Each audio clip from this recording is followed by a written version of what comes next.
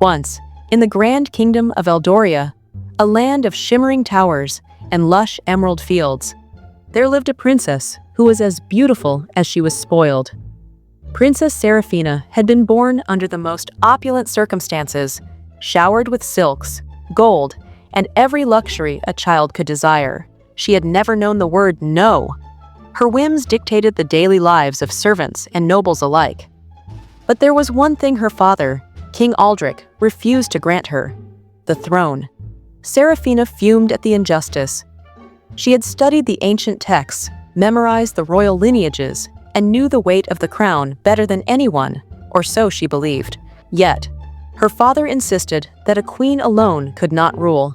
The kingdom needed a strong king, and for that, she must marry. But the idea of sharing power, of being reduced to a mere figurehead next to some dull, muscle-bound prince, filled her with fury. She had been raised to believe the world revolved around her, and she would not let her father's outdated rules stand in her way. One fateful night, her rage led her to the castle's deepest chambers, where a forbidden tome lay locked away. The book whispered to her, its shadowy script writhing like a living thing. She traced the words with her fingers, feeling a strange pulse beneath her skin. The name she spoke was ancient, a thing of darkness and forgotten nightmares. And it answered. From the shadows, a being emerged. It had no face, no form, only a twisting, liquid void that flickered like candlelight. It offered her a bargain: power beyond mortal understanding, dominion over her father's kingdom, and freedom from the chains of tradition. The price? A simple one: her kingdom's soul. Seraphina did not hesitate. The moment she agreed, the world trembled. Magic, wild and chaotic, surged through her veins. The castle walls wept with shadows. The torches flickered with eerie blue flame, and a terrible, echoing laughter filled the air. The kingdom of Eldoria had been claimed, and its people would soon know the rule of their new queen. The next morning, the kingdom awoke to a nightmare.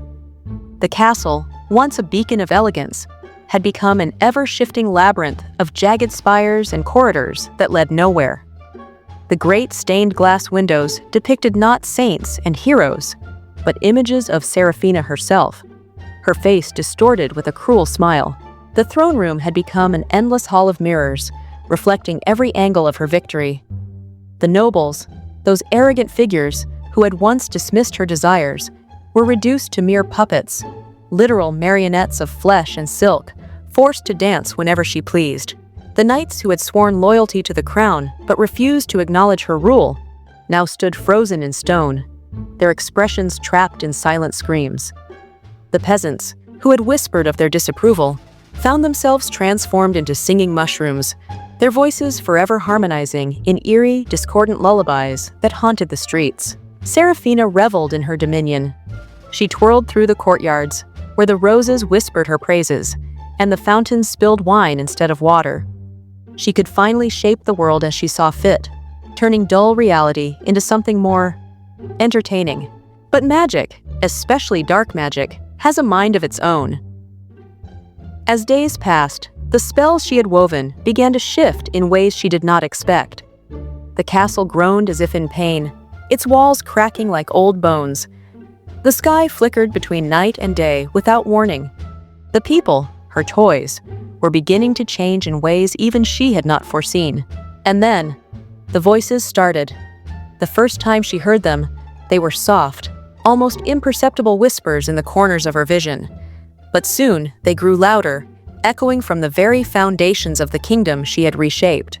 The spell that had granted her absolute control was beginning to unravel, twisting upon itself in ways beyond her understanding. What had she truly unleashed? Seraphina's rule, once a delightful game of dominance, was turning into something grotesque. The enchantments she had woven around her kingdom no longer obeyed her command. The puppets that were once nobles now moved with jerky, unnatural motions, speaking in fragmented whispers of things that should not be known. The stone knights trembled in place, their frozen eyes following her movements, as though pleading for release. The singing mushrooms had begun to scream instead of sing, their cries piercing the air with maddening intensity. She ignored these signs at first, convincing herself that it was all just an unintended side effect of her overwhelming power. But the world was shifting in ways she could not ignore. Her grand castle warped in upon itself, hallways stretching into infinity or abruptly cutting off into sheer black voids. Doors opened to places that should not exist.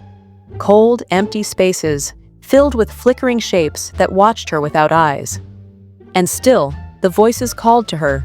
At first, they spoke nonsense, a cacophony of murmurs that made her ears bleed.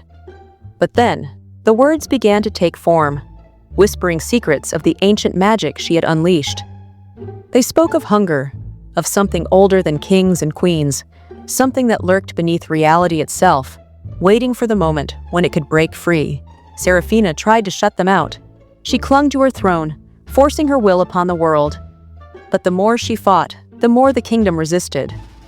Her reflection in the mirror hall no longer obeyed her, staring back at her with wide, unblinking eyes, moving when she did not. Her shadow stretched too far, reaching for her with grasping fingers. Then, one night, she saw it. A tear in the very fabric of her world, a gaping wound of darkness at the heart of her throne room. And from within, something stirred. Something that was coming for her. The void consumed everything. The shadows stretched hungrily, swallowing the last remnants of her kingdom, her castle, her very throne. Seraphina tried to run, but there was nowhere left to go. The voices, now a chorus of forgotten souls, spoke in unison, chanting a truth she had refused to acknowledge. She had never been in control. The demon had merely lent her its power, allowing her to build her playground of horrors. But all magic demanded balance, and the debt was due. The kingdom had not belonged to her. It had belonged to the people she had cursed, twisted, and discarded. And now, they were taking it back. Seraphina reached for her magic, but it slipped away like mist. The darkness pulled her in, dragging her into the endless abyss. The last thing she saw was her own reflection, no longer regal, no longer triumphant, but terrified. Her face contorted in a silent scream as the shadows devoured her whole. And then, silence. The kingdom, once a nightmare, began to heal. The puppets became flesh again, the knights shattered free of their stone prisons, and the singing mushrooms faded back into the earth. The castle crumbled, swallowed by time, leaving nothing but ruins where Seraphina had once ruled. Her name was forgotten, her reign erased, and the world moved on. California was a land of endless sunshine, golden beaches, and dreams wrapped in palm trees. But in one particular mansion, perched high on the Malibu cliffs, a storm raged in the form of Riley Hastings. At 17, Riley was the undisputed queen of cruelty, an expert in eye rolls, and a master manipulator of the wealthy and clueless. She was the only daughter of billionaire parents who were too busy collecting luxury yachts to notice that their precious heir was, in fact, a certified terror. Riley did not believe in gratitude or humility. If the universe had gifted her with beauty, wealth, and an army of followers who worshipped her online, why should she pretend to be humble? The house staff trembled at the sound of her stilettos clicking down the marble hallways. Her so-called friends existed in a constant state of nervous awe, always at risk of being exiled from her kingdom should they dare to displease her. At school, teachers cowered. It wasn't that she was particularly intelligent. She just had a way of making people regret crossing her. One word from Riley to her father's legal team, and suddenly a teacher would find themselves inexplicably reassigned to an underfunded school in a less picturesque part of the city. Life was perfect, just as Riley believed it should be. But perfection, as it turned out, was fragile. It began with an insignificant detail, a forgotten invitation. Riley had planned the party of the year, a lavish event featuring a private chef, imported swan ice sculptures, and a live performance from the hottest indie band money could buy. But in her infinite pettiness, she had deliberately left one name off the guest list: Mrs. Patel, the eccentric old woman who ran the tea shop downtown. Most people assumed Mrs. Patel was simply a quirky, harmless lady. Riley, however, had made the mistake of humiliating her publicly weeks before, mocking her weird energy crystals and scoffing at her claims that karma always balanced itself out. Riley had laughed, rolling her perfectly mascaraed eyes, because what could karma possibly do to someone like her? She received her answer the night of the party. As she toasted to herself in the mirror, admiring her flawless reflection, the room shimmered. The floor beneath her heels wobbled, the air thickened, and in a blink, Riley felt an unfamiliar sensation. Weightlessness. The mirror did not reflect her usual dazzling image. Instead, it showed something else entirely. It showed her future. The vision was clear. Riley saw herself, years from now, standing outside a rundown fast food restaurant, her once luxurious locks tangled, her designer heels swapped for dollar store sneakers. Her phone was shattered, her followers long gone, and worst of all, she was working, not influencing, not getting orders, but actually, horrifically, working. Riley gasped, the spell breaking. The party around her carried on, oblivious to her moment of terror. She tried to shake it off, blaming the hallucination on bad sushi or too much champagne. But deep down, something gnawed at her. Within days, cracks began to form in her perfect world. Her Instagram mysteriously deleted itself overnight. Her credit cards declined, each one flashing the same impossible message. Insufficient funds. Her father's company was under investigation. Her mother fled to Europe to clear her head. And suddenly, Riley found herself without the power she had once wielded so effortlessly. Her followers turned on her, delighted to witness the downfall of the girl who had tormented them. She was uninvited from every event that mattered, her name becoming synonymous with downfall. Riley Hastings had become irrelevant. With her parents' assets frozen and her friends scattering like cockroaches, Riley faced an unthinkable reality. She had to get a job. The humiliation was unbearable. She had mocked people who worked for a living. Now she was one of them, sporting a name tag at a coffee shop, forced to smile at customers who recognized her from her former life and took delight in her misery.